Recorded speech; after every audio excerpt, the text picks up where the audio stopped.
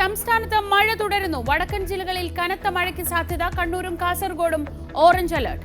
തെക്ക് പടിഞ്ഞാറൻ കാലവർഷം 4 ദിവസത്തിനകം എത്തും.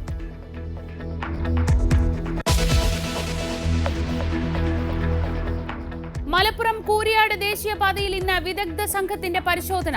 തുടർ നിർമ്മാണങ്ങൾ റിപ്പോർട്ട് ലഭിച്ച ശേഷം മാത്രം.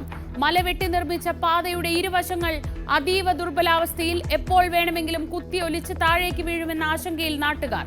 ഇനി മഴ തുടങ്ങിയാൽ എന്താവും ഇതിന്റെ സ്ഥിതി എന്ന് പറയില്ല. പക്ഷെ ഇവർ വാളൊക്കെ കെട്ടുന്നുണ്ട് എന്നൊക്കെ പറയുന്നുണ്ട്. പക്ഷെ വാള് കെട്ടിയതിന്റെ സ്ഥിതി നമ്മൾ കൂരിയാട് കണ്ടു. ഇവിടെ വളരെ ഇതായിട്ടുള്ള മണ്ണാണുള്ളത്. ഈ മണ്ണിൽ എത്രത്തോളം ഇത് നിൽക്കും എന്നുള്ള കാര്യത്തിൽ വലിയ ആശങ്കയുണ്ട്.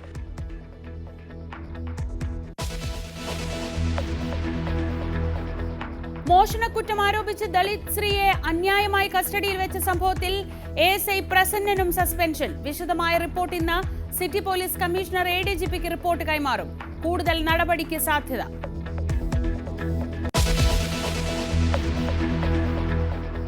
തിരുവാങ്കുളത്ത് പിഞ്ചു കുഞ്ഞിനെ കൊന്ന അമ്മയെ കസ്റ്റഡിയിലെടുക്കും. റിമാൻഡിലായ സന്ധ്യ കാക്കനാട് വനിതാ ജയിലിൽ ബന്ധുക്കളുടെയും മൊഴിയെടുക്കും.